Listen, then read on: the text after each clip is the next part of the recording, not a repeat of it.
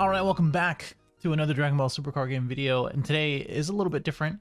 It's more on a different topic of just the perspective of a local game store. And today I went ahead and interviewed someone from my locals who works there, Dom, and this is actually held at Power 9 Games, so definitely a big shout out to both of them. The whole goal of today's video, or at least the interview, the talk that we've had back and forth, was to basically understand what is going on with the game from a random local game store perspective. And this is definitely at only one game store. It's definitely different elsewhere. Dom's opinions is his own as well. But if you do work at one, if you run one, whatever it may be, let me know in the comments below if this is similar as far as perspective, how you feel, etc. This is definitely not more of a doom and gloom type thing, but this is more of being realistic with, you know, the state of the game and what we're looking forward to in the next year. So let's go ahead and switch over and get right into it. All right, so we're here at Power 9 Games, and of course, I'm not alone. I'm with Mr. Dom is here, aka Toretto for the DBS community here for, DBS community answer some questions, and yeah, here at Power 9 Games in our new stream room actually that we just finished setting up. So glad to be here and happy to answer some questions, man. Hashtag stay selling. That's right. No, this room is actually really good. Yeah. If you guys haven't seen it, or at least when I think I shared it one of the last times, every Tuesday is our locals, so you should be able to see that. But yeah. We're not here for that today. Here to talk Get about down a to few business. things. Right. Yeah. The idea, and if you haven't seen the first part of the video already, is to kind of get the insight of what a store sees as far as being a local game store, dealing with Bandai, as well as the perspective of the Dragon Ball Super Card Game, of course. Yeah. And for you, how long have you been playing over time? Dragon Ball, I'm going to be honest with you, I've been playing for a very long time. I've been TOing for a bit now. Most of my experience just comes from like feedback from the players and just kind of, I don't know the right terminology, but just always listening in to the community as a whole, the ups and downs, all those types of things. For me, I excel, and my whole passion is just having people have a great time playing their favorite games. So whatever it takes to do that, that's what I'm all about. So you better believe I'm always listening to what people say about the games they play to try to up the ante. So yeah, so much more experience from the outside perspective than being inside of it for sure. Yeah, I can understand that. Yeah. I mean, there's been a lot of TOs come and gone.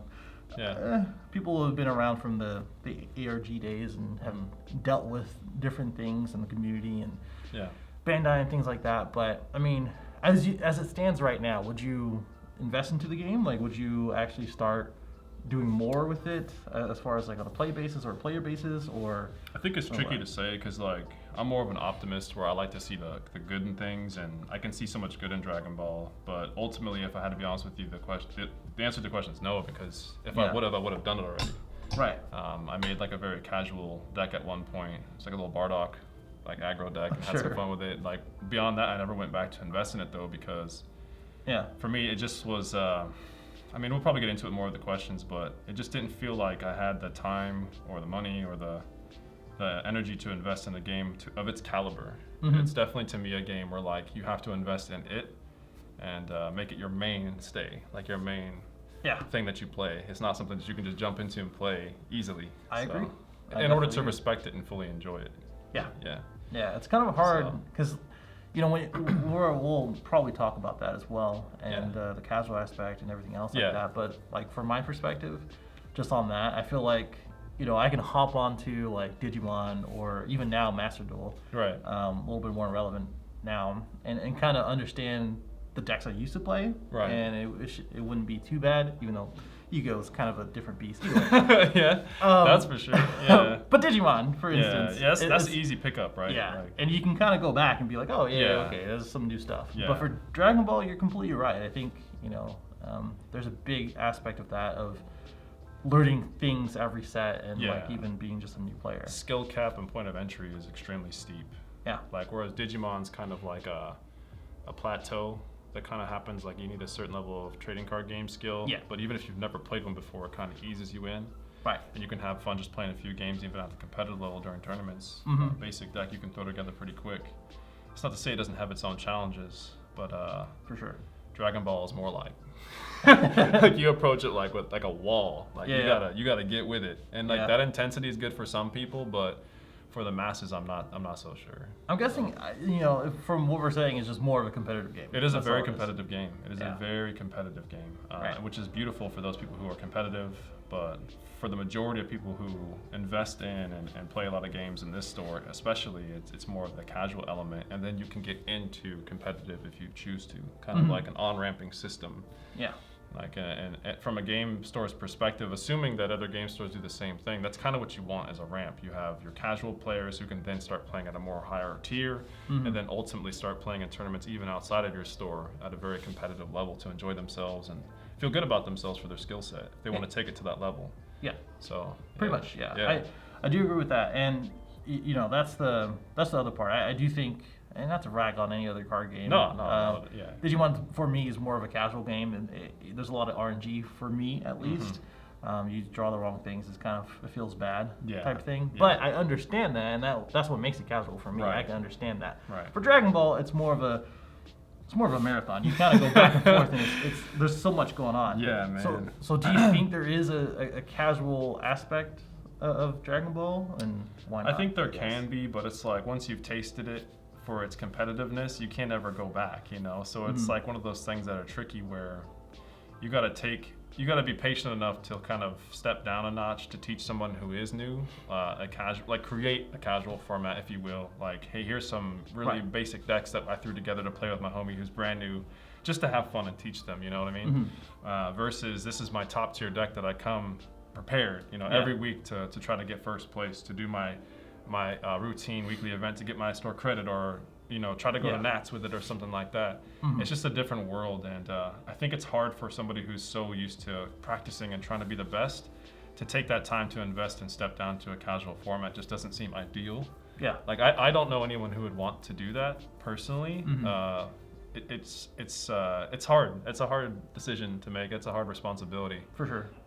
More so, I think the game in itself should kind of do that on its own, just by its design, Pretty much. And it's not there. Let's be real. Like, it's just not. So. Well, I mean, there's talks about rotation. At the time that we were talking about doing this video, the two fests in Texas and as well as Florida were announced to be the UW format, but now it's been changed to the best of one pre-sided. I don't know if you know that. I'm not too familiar with the terminology. I'm gonna be honest with you. If I don't know something, I just ask. So, but basically, like, if I'm picking up what you're laying down, is that there's some restrictions that helps with the issue of. Right. Yeah. There's blocks, and that block contained about 5 or 6 sets that you can only play. Cool. And it's a form of rotation, I guess. And then the other part of it was it's best of one pre-sided now. Right. So best of one, you play out your leader, and they get to pre-side before you even start. So, do you feel like that, like either one of those would help the casual basis? I mean, that already sounds immediately appealing to me. Yeah. I'm not gonna lie to you. Like, that sounds like a good time. Like, I can jump into that and get a feel for some things. I'll take some L's, of course. Yeah. But I'll come away with it a lot more knowledgeable and pick up quickly to return and enjoy myself to win maybe on a quicker succession, I think, than the current state of things, for sure. Okay. I can definitely see like jumping into that. That sounds more approachable. Yeah. All right. Yeah, I mean, and I know a lot of people have a certain kind of feeling and way about standard rotations, but we've had conversations prior to this video just kind of talking about some of the stuff, guys, and like the main thing that I always come back to telling you is that like you got to be flexible, right? Like, in other communities, people are flexible to ideas. It doesn't always feel good. But being open-minded to like what developers are trying to do a lot of times is trying to help the game. If you're not receptive to those things and you're stuck in the single-track mind, the game can't really change if you don't live it. So it's hard to go anywhere or make something better if there's only the one way. It's got to have multiple formats, I think, just like every other successful game that comes through our store. So we'll kind of talk about that. Yeah, I hope so. Yeah. The game is what, 4 years old at this point. It's got some time. It's getting there. And do you think there's like 1 or 2 things that actually could help the game itself? Like, it's like as soon as because you're coming in as kind of a newer player. For sure. Within the last year, so right? For me, it's this. I'm kind of like I'm a competitive person who plays games casually. Sure. So I don't like to lose, but if it happens, I'm not going to get upset about it. I just get better and come back. At the same time, what's your main game, by the way? I play a couple different games primarily. Okay. So Magic the Gathering, I've been playing since I was about 13, and pretty much every format that has. Marvel Crisis Protocol is like a newer kind of war game that I've played. God tiers into the war game. So I play a lot of things all throughout the store. But I'd say the main bulk of what I know in terms of trading card games comes from a mix of Pokemon, Yu-Gi-Oh, and Magic from when I was a kid, and just playing them kind of on and off up until this point. Yeah. And Dragon Ball I've played a handful of times, and I really love the mechanics and how it plays. But when you start getting into like the big boy leagues, like playing with the people that come here regularly, like it's a different game. Definitely. It is a different world than the little starter decks I'm in. Like, it's just a whole different jump. So. Understandable. So what would help? What would help you or help the game itself then? To me, I've been thinking what's really cool about like Magic, for example, if I had to use that for an example, they have like pre-constructed decks that, and I know Dragon Ball does that too, but having like more tournaments or times where people just play those pre-constructed decks and like just try to play them to their absolute best of their ability. And again, it's like I said earlier in this video, like once you've had a taste of that highly competitive nature, building your own deck, doing that, you don't really want to play this kind of stuff. But it can go a long way in helping communities come into the game. Right. Like if a new release comes out, just enjoy the content by itself.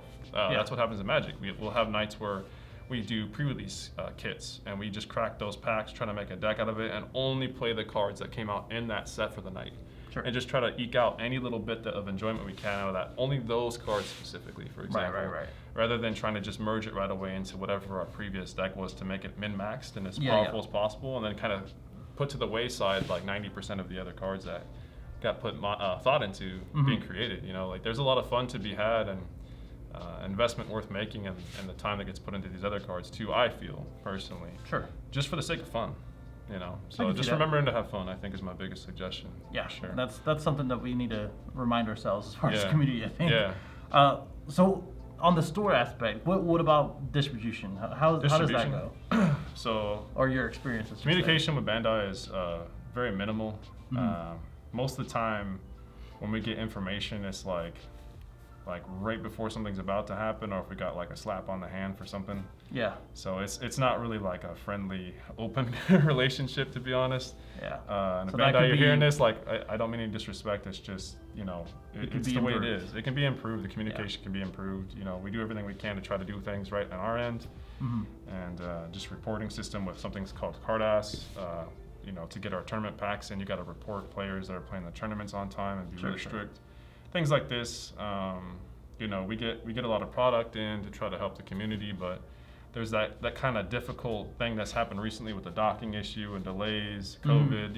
It's not all on Bandai. Some of it's just life and everything that's going on. So distribution's been rough. That might have in some ways affected the game in a way that has repercussions that are hard to measure, over time. On top of some of the other things that are going on with it, so.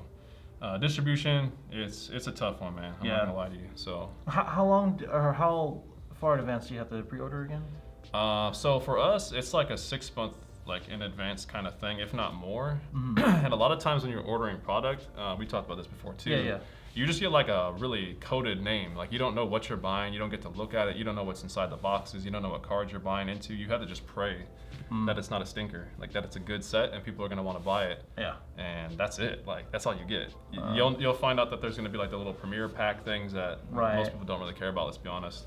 And then like the boxes that you'll have, and then you'll have like little kits and stuff and little the pre-constructed decks like I'm talking about. Right. It's hard to get a pulse of what the community is going to want because you don't really know how to hype it up. Because you don't know what it is until the last second, and then the customer's kind of telling you about it.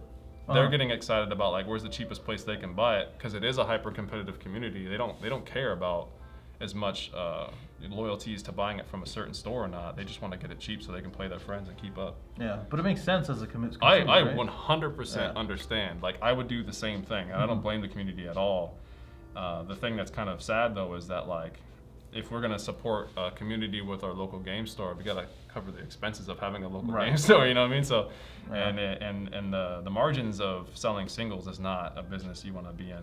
Like unless you do a major, like if we did it for the entire United States or something like that, maybe. It's a tough situation. It's a tough situation for sure with Bandai. I guess that brings on to the last question is, how does it perform against other games in the store? So in general, something I'd like to go over with everyone that's watching that may not know this, margins for trading card games are not super great. like I'd say ideally for a business, you want to make like a good chunk of change off of what you're buying, right? Sure. Like if I had to buy a box of Mythic Booster, let's say, and I wanted to sell that to my customer, right now on TCG Player, I think I haven't checked in like a week. I think it's like $60 or $70, right? Something like that, yeah. So I've asked you this question before, but remember I told you we buy those boxes for $77 from our distributor. Yeah. So for us to turn around and sell for less than what we bought it for, like obviously that doesn't make any sense. Like who would do that, right? Like why would you possibly ever want to do that? And the thing that happens with very large companies is they're able to get a price cut on these things because they're buying absorbent amounts of these boxes. Yeah. Whereas for us, we got a community of people that are maybe like 30, 40 people wide, and that's wonderful. Like we're super ecstatic about that. But of those 30 or 40 people, like maybe 3 or 4 want to buy boxes from us. You know what I mean? So we're sitting on a product and that hurts. We have to eat that cost. And so Mythic Booster did not help. Nah, there was so much hype around it, and like it didn't really move, man. I think the hype was fair. It was just the gift boxes were released earlier than the boxes that released 2 months later. That's rough. Stuff like that's just not. Yeah. That's not conducive of a healthy game store to support your communities. You know, so it's tough to handle those situations, but yeah, I'm with the community 100% in terms of like their buying decisions and why they do what they do. It makes total sense to me. It's just a system that's a little bit flawed, and you know, I think people have spoken, probably yourself included. I've watched some of your videos. I don't think you go too negative with things, but I can tell like it's kind of a blue in the face situation where you can keep talking, but like how long, you know, like when do things actually change over? So yeah. This is probably one of the last efforts I'll be doing. But again, I wanted to get a store perspective, and as well as like, you know, what the status is and things like that. And you know, comparative, like you guys have Digimon, Warhammer, right? Oh, sorry. To comparative games, I'm so sorry. So what I was going with that is just like the margins on trading card games already aren't that great. So my point, if I had to bring this all full circle, is that if you have a community of players that are hyper competitive because the game compels them to be so, and they don't have a casual element to buy in and compensate for the community as a whole, then it's hard to support that game in your store. So like, for example, a perfect example of another game that does do well is Magic the Gathering, of course. But why is that? Because Magic the Gathering has Commander in addition to its more standard 60-card formats that are more competitive. Things like Modern, there's a bunch of different names for different 60-card formats that they have. But what really bolsters the sales is a more casual element called Commander. It's a different way of playing the game that's just about having fun mostly. There's competitive elements of it, but the more popular is just people who love the lore, who love the cards, who love playing with their friends, and just having a great time. And it just so happens that casual players buy in more, believe it or not, on a business standpoint, buy in a lot more than people who are competitive. I can see that. They buy stacks and stacks of product because they're not as single track minded on building like that 1 or 2 powerful decks. They want to try everything. That's what I was saying. I mean, the format right now is okay in Dragon Ball, but it is clear that as power creep goes on, there are certain cards that you should be purchasing. Yeah, it's a no-brainer. Like, you don't want to lose. So on a casual aspect, I can play Bardo's Crew. I can play Namekians or whatever, right? And I wouldn't care, but that also comes at a price. Yeah, you know what you're getting yourself into, right? Well, I mean, you also buy more product to get those things too. But I understand. So, but where you buy that product from probably isn't the local game store. I mean, I would argue. I'm curious to see what you guys have to say. Comment below. Do you buy all your cards from your local game store to get the singles you need? You know, that's a question I have for you. And you know, if you do, that's awesome. I'd love to learn from other people's ideas and stuff at other stores. But yeah, man, it's interesting. So you know, with Magic, to finish up what I was saying with that, when you can substantiate the total community, like the competitive and the casual side, with the casual cash flow, then it makes it much easier for a local game store to do big things, big tournaments, big stuff for those more competitive players. The money comes from the casual side to pour into the competitive. So if you don't have that casual side, then it's hard to support the competitive. It becomes more of a frustration, I would imagine, for other game stores as well, with your community, because it comes off as though you're not wanting to support them.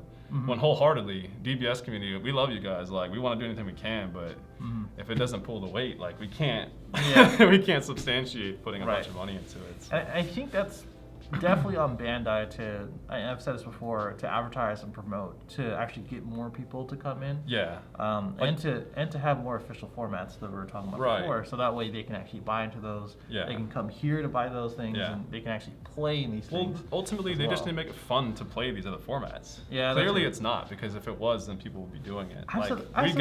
We got a bunch of free decks that were given to us, and we struggled to get rid of them. Right. Like, no. Well, here's the thing. I've said this before. If you want other people to play other formats, have good pricing for it. Yeah. So have like, just like these fests are coming up. Yeah. If you want people to play those things, have like broken pricing for it. Yeah, incentivize it. Yeah. Especially if it's new, right? Like, exactly. Yeah. So I mean, as soon as you start incentivizing it, people will start playing it. They'll find out what's going on with it, if they like it or not.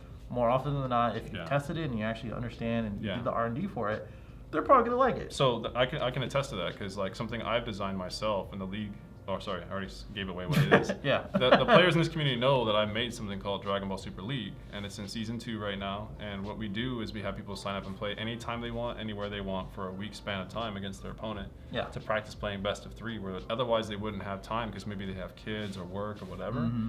And it seems like people have been eating up and loving it, you know? Yeah, so no, the formats can be created. And then the prize pool I do is like, let's say it's $10 a head. All the money goes back into the players, and I just give them boxes. So I get to move boxes. Mm-hmm. They get a high quality format and ability to play the way they want to play when they want to play, and it's just a scratch back situation. Yep. And Bandai, they can do that. Like there's a way. I've been asking for a league for a while. There's a way. An official league, an official Dragon Ball league. I would love that. Yeah, get like a whole system, and they already have card-ass built to help make it happen. So that's a suggestion right there, right? Like, for sure. Taking matters into my own hands as a game store, like that's something that we've done as a solution, but it doesn't fix the overall problem, which is in of itself, Bandai should be doing something that also solves the problem. It shouldn't be only up to the game store to figure out these problems. Or the players. Or certainly not the players. Or content creators. Certainly not the players, because the players look to us to be the ones that are, helping to coordinate to make these things happen. They just want to throw the money out and have a good time, man. Like that should be the only thing they have to do. Yeah. Is just enjoy themselves. But we're in a place where there's some things that need to be figured out. Mm-hmm. You know what I mean? So, but. I don't know if you wanted to go into any more questions. No, that's good. It is long enough, if anything. I'm going to say thank you for your time.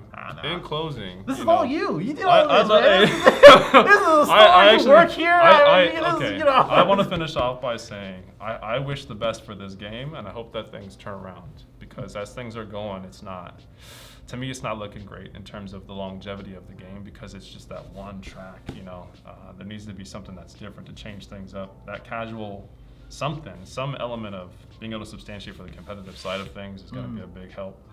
I'm sure we're going to get a lot of comments from the competitive players, but overall, I appreciate every single one of you that play this game. It is a beautifully crafted game. It's just one of those things where someone has to step in that knows what they're doing and take matters into their own hands and fix it. And, I definitely agree, and I appreciate your time. For sure, man. Appreciate you as well, brother. And everything you do for the community as well. So. Looking forward to the next videos you make, man. Thank you. But that should be about it. Let us know in the comments below, like, dislike, all that other stuff. Yeah, all that stuff. I just keep it real. You guys do the same. I'd love to see what you have to say. So this has been Dom at Power 9 Games. Yep. Thanks, guys, for your time. Bye.